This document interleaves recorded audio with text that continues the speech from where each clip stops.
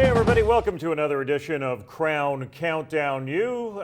Let's not stall, let's get right to the introduction of our panelists, Gord Randall in Vancouver and Justin Dunk in Toronto.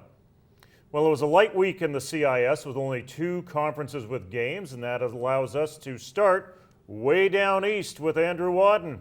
Yeah, Jimmy, all eyes are on the AUS conference at the moment, where the race for the playoffs are getting as tight as my jacket after Thanksgiving dinner.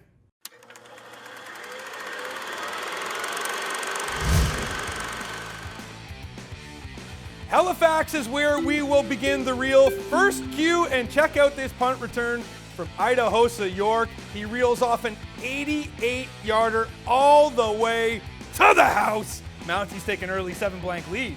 Later in the queue, Huskies pivot Brock Berglund, deep ball to Sean Miller. He comes down with the leather, goes 70 yards, and that led to a field goal. It's now 7-3 MTA. Second cue now, Berglund and Miller connect once again. This time, it's for some points. Huskies take an 8-point lead into the recess. Third cue, Mounties score on their first drive. This 4-yard scamper from Keel Ambersley cuts the deficit to just 1. In the final 15, this 22-yard pickup from Rick Lemoyne led to yet another SMU major. The Salty Dogs get another W as they go on to take it by 8.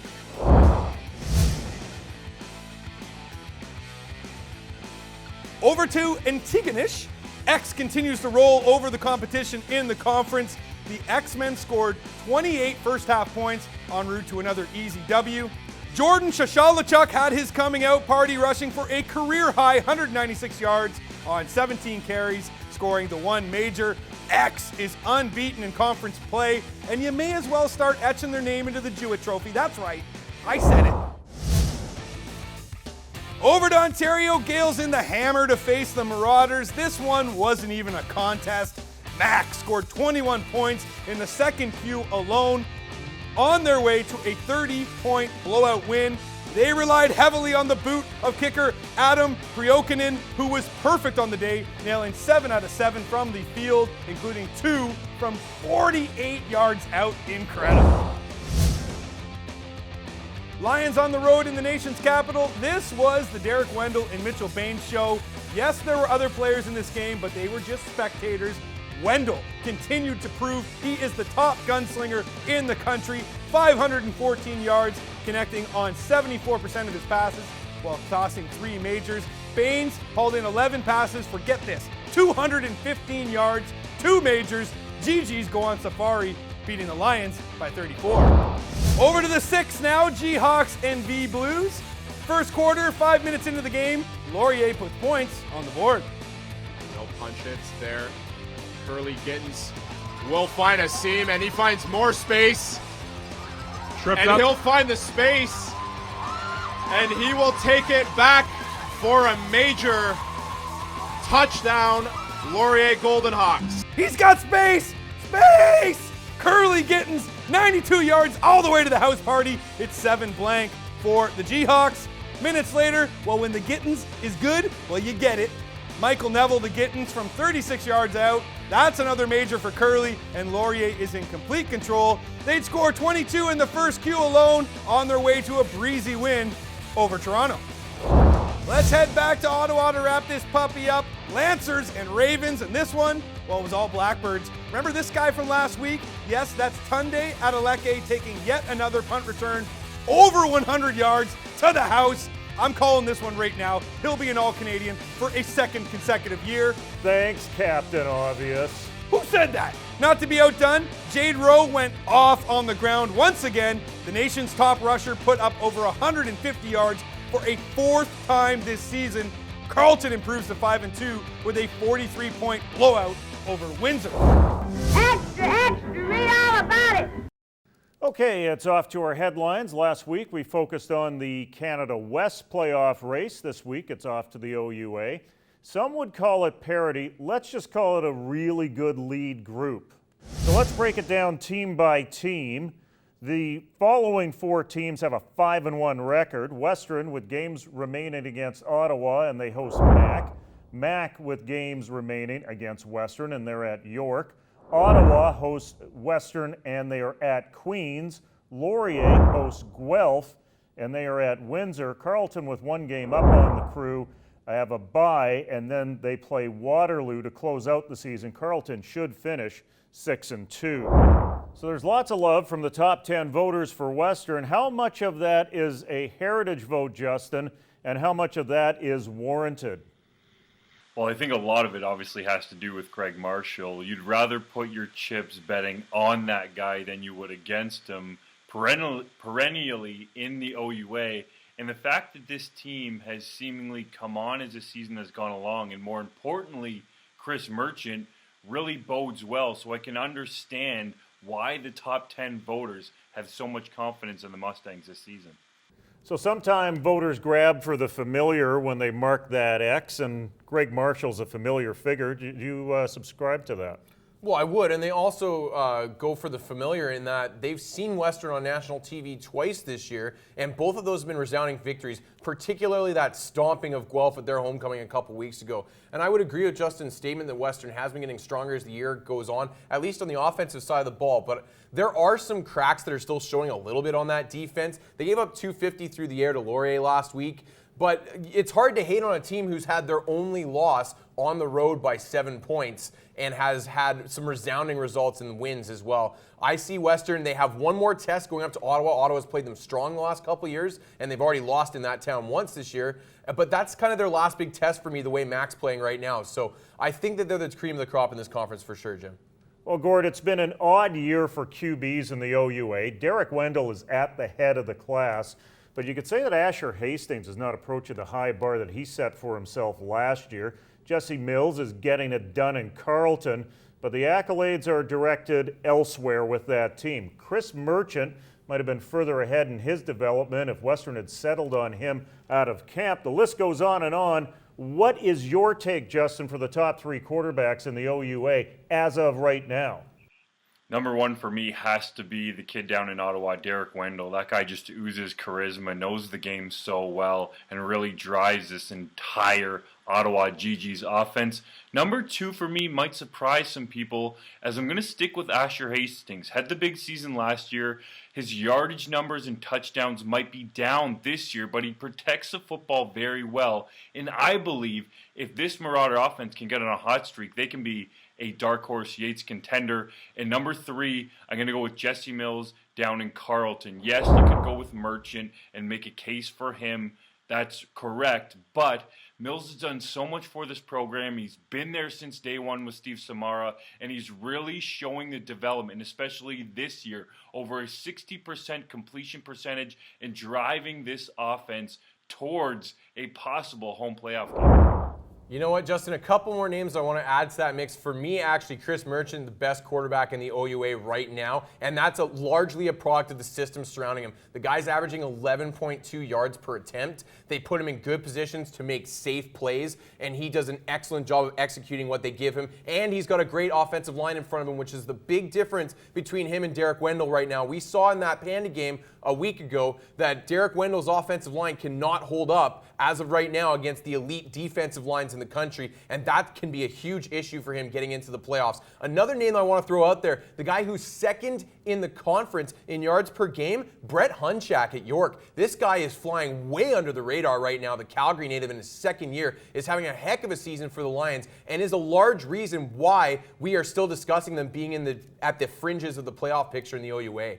So what about Laurier? They've got a great running game. They've got an outstanding defense, not much of a passing game. Can they get it done when it matters the most? Well, I don't know is the answer. The good thing for Laurier is it appears like things are trending in the right direction a little bit. Michael Neville, since taking full grasp of that job, has gotten progressively better. Like I mentioned previously, he put up 250 versus Western a couple weeks ago, and he had another good day against Toronto last weekend. That passing game reached a low with a laughable output against Carleton in week 2, 46 yards passing in that game. But since then, it's gradually gotten better, and that was the game where the tide changed for them, and Neville started to take the bull by the horns and wrestle that job away. And the one playmaker that could really help Laurier become a legitimate Yates threat this year is Curly Gittens Jr. Had 2 touchdowns receiving last week, had a touchdown in the punt return game. This guy is dynamic, and yes, Michael Neville has come along, and if he wants to come along even further, get the ball to this guy as much as you can. Guelph, York, Queens, and Windsor. Surprised that the Griffins are there. Can they be the ones who make the final spot, Justin?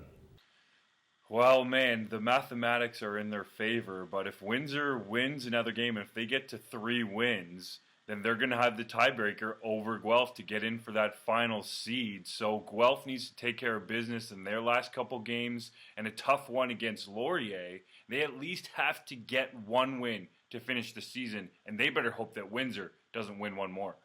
Yeah, a lot comes down to that Guelph-York game because I don't see Windsor winning another this year, although I've been wrong before. But Guelph gets that win against York. No matter whether they win or lose their other game, they're in a good position. And I will say this weekend, there could be a potential upset special, that Guelph-Laurier game, as Laurier, when they've stepped up to play the big boys in this conference, have had some struggles. Laurier has put up good results against the bottom feeders, but doesn't really have a signature win this year. Guelph still has the talent level of last year's Yates Cup champs, even though it hasn't quite clicked yet for them. So there's a game to keep your eye on this upcoming weekend as well. Yes, now it's time for Weekend Warriors. As Justin mentioned, my Weekend Warrior is Curly Gittens Jr., the man who needs no nickname with a handle like that. He opened the scoring while the Gittens was good with a 92-yard punt return, added 2 TDs through the air on 98 yards, and even carried the ball once for 14 yards. Gittens, the legend of Curly's Golden Hawks. See? No nicknames, but plenty of puns. Gord. Sorry. Oh, we're still on. My first Weekend Warrior is Jordan Soshalachuk of the St. Francis Xavier X-Men. This guy added a really needed ground element to that attack of the X-Men that's been led by the air show of Tavon Cook most of the season against Acadia last weekend. 17 carries, 196 yards, and a touchdown for him. That's a big element for that offense. At 11.5 yards a carry, if they can keep up anything close to that the rest of the season, watch out if your defense is defending this team. Let's bring it back to Ontario, boys, for my first Weekend Warrior. Michael Kashik, the defensive end at McMaster, had a huge game and continues a strong push at the end of the season here. He had 4.5 sacks this past weekend and helping limiting Queens to just 6 points on offense. And in his last 4 games, he has 2, 3, and of course a 4.5 sacks, which puts him 1 short of the all-time CIS record set just a few years ago by a former Marauder, Ben Daguilar, who's now in the CFL.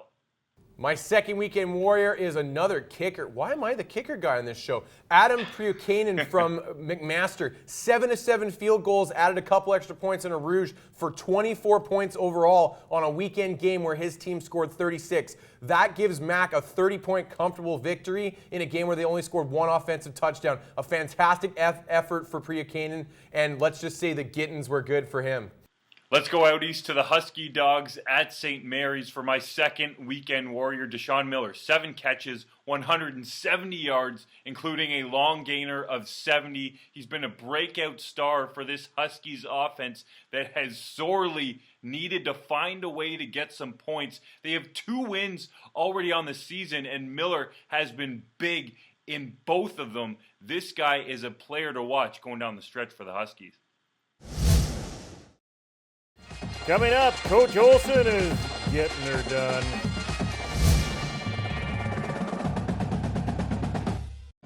Krown Countdown U is supported by the Guelph Griffins, the defending Yates Cup champions.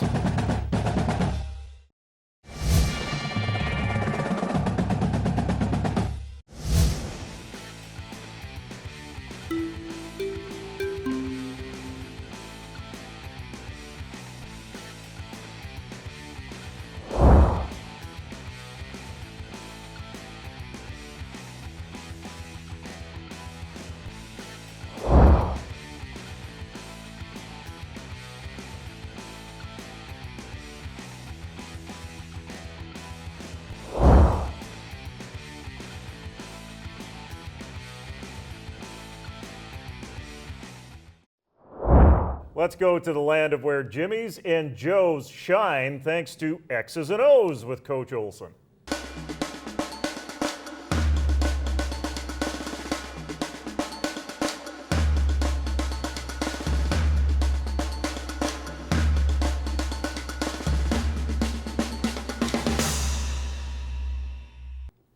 This week, we're going to take a look at an offensive scheme that has returned to popularity across the nation in the CIS, the use of a tight end. Let's take a look here at what it does to a defense. Traditionally, the tight end has been used in the running game, but I'm going to point out what it does to the pass game. That's where I think there are some real big advantages to an offensive system. Let's take a look here. First off, you've got 8 gaps to cancel. Normally, you've only got 6. You've got your A gaps in here. You've got your B gaps. And you've got your C gaps. These are the ones that are typically accounted for in most defenses. You bring a tight end into the box and you've got yourself a D gap on each side of the formation. That's 8 defensive players that are needed to cancel those gaps. You're going to see here, you have to bring a coverage player down into the box to make that happen. Let's go to the sideline clip and you'll see what it does to the passing game. Here's that same clip from a sideline angle. You got the U of A on offense with their double tight set and UBC playing defense down near the goal line. You've got 8 players devoted to those 8 gaps that we just talked about. We've got coverage players. That's 1. That's 2. That's 3. Simplified coverage schemes work down here. One of these 2 guys is going to be devoted to a deep player type of role. And you've got your cover people off the edge here. This is what's so nuanced about the double tight set in the passing game, is that you force people to simplify those coverages off the edge. You've got 3 one-on-ones that you could go to at any time. Let's roll this clip forward. So we're going to roll this clip forward here a little bit and pause it right there.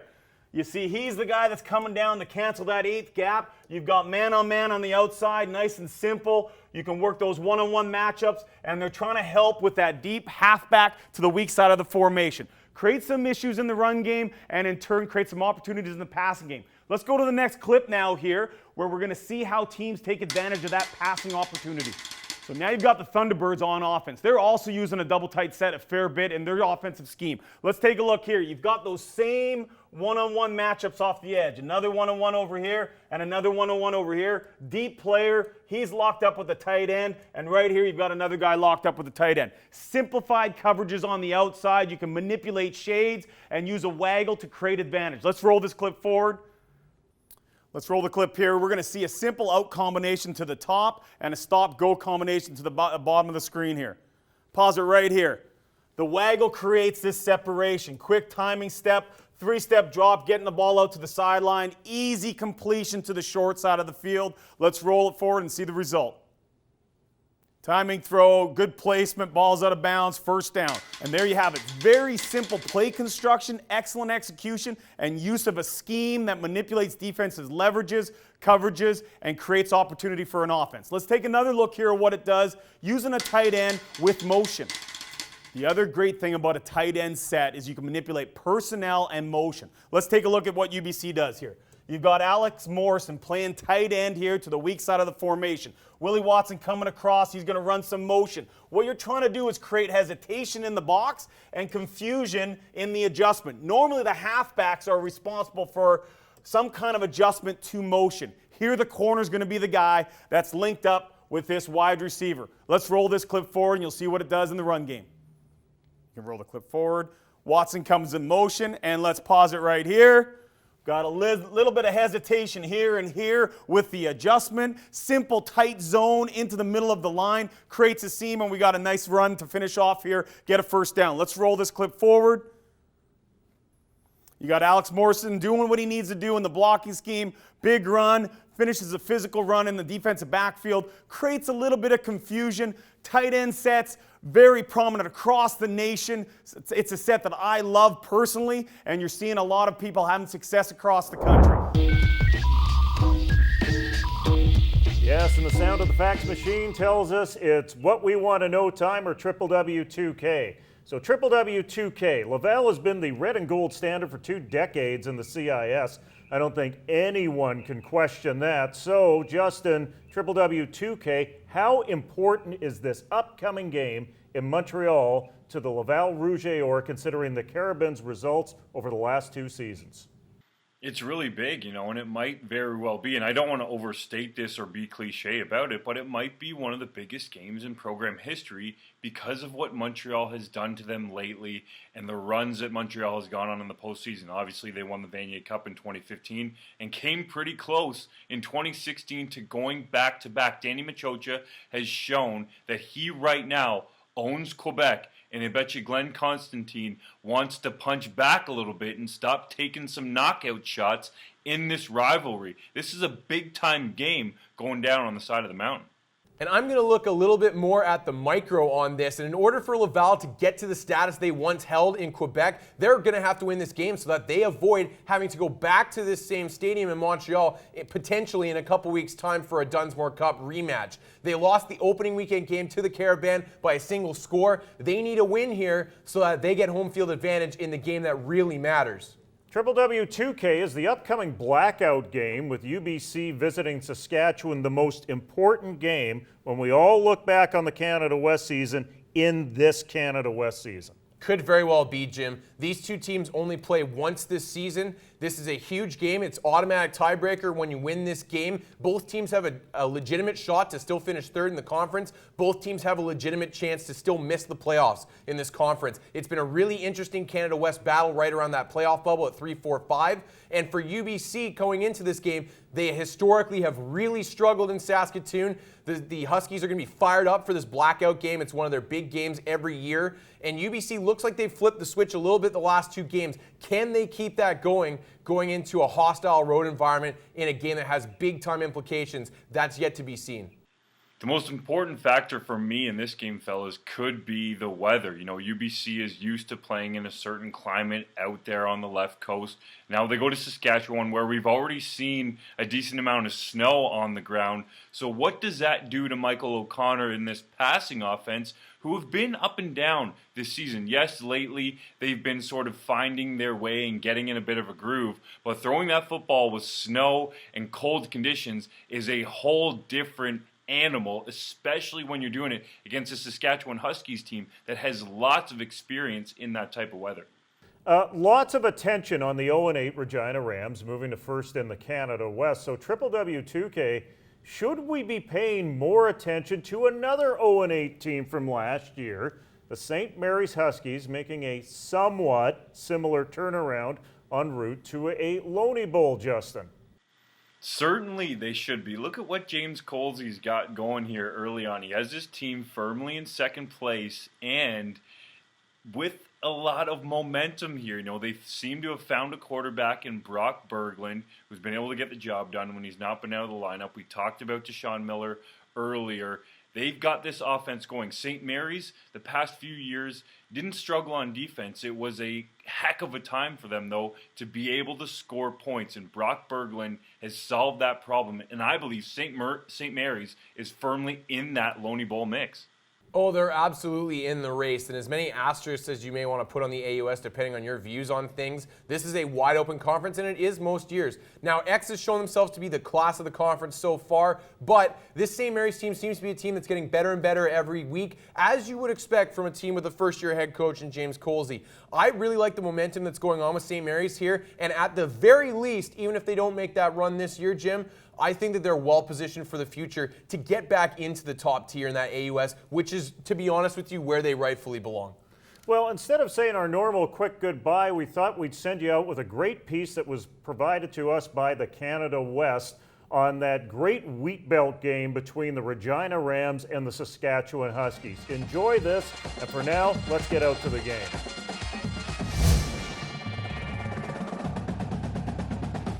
Guys, a few months ago, I talked to you guys about what the Romans called carpe diem. You guys remember that? Sure. Seize the day. And what a great day to seize. This day that everybody associated with the Regina Rams is calling the biggest game in team history. They're calling this bigger than the Vanier, bigger than the Eurocan Bowl, and it's because of the number of people that are going to be here to see this. You guys get to showcase what the Regina Rams are all about. What a day you get to seize today. Unofficial numbers of 18,000 people in the stadium. 3.5 million people watching at home. You literally have to play in the Grey Cup to play in front of more people than you're going to play in front of today. That's a big deal. Week 5 of the Canada West football schedule continues this afternoon here in Regina as the Rams welcome the Saskatchewan Huskies to christen this brand new Mosaic Stadium before a crowd of over 16,000 fans.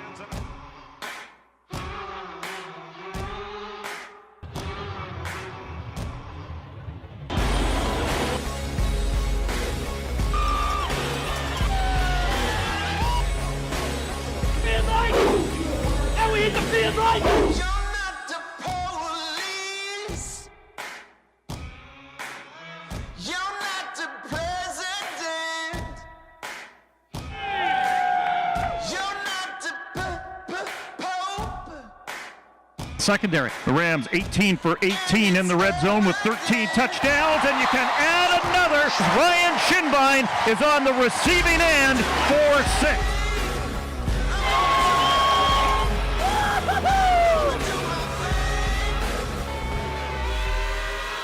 Inside the 5, 3-by-2 receiver set. Seaman zips it over the middle, complete for the touchdown to Colton Klassen. Never seen such a big rivalry, like coming from the Regina Thunder. Kind of had one with the Hilltops, but this is much, much bigger. And it's going to be like this forever, I think. It's going to be a good rivalry. 2nd down and 3.5. Picton drifts it up into the end zone. Touchdown, Mitchell Picton. The Picton to Picton combination strikes in the first half. Andrew Becker, Nathan Cugna, Jamie Wandell. We talked about this offense.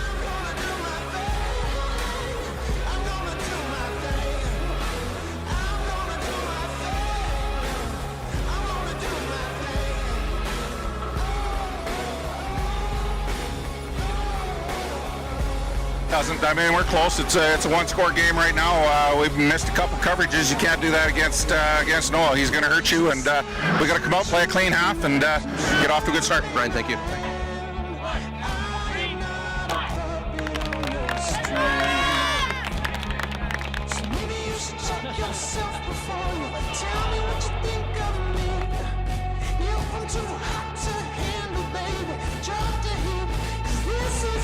Field except quarterback Noah Picton. Bobbles the ball, gets control, floats it up into the end zone. Touchdown! This is not a broken record. Mitchell Picton. The window that he can put the ball through. He is fearless, and he's found one there. Connecting with Shinbine. He is off to the races. He's gone. Touchdown, Regina. Down and 1. Chow gets the call. Chow gets into the end zone for the Saskatchewan touchdown. First play,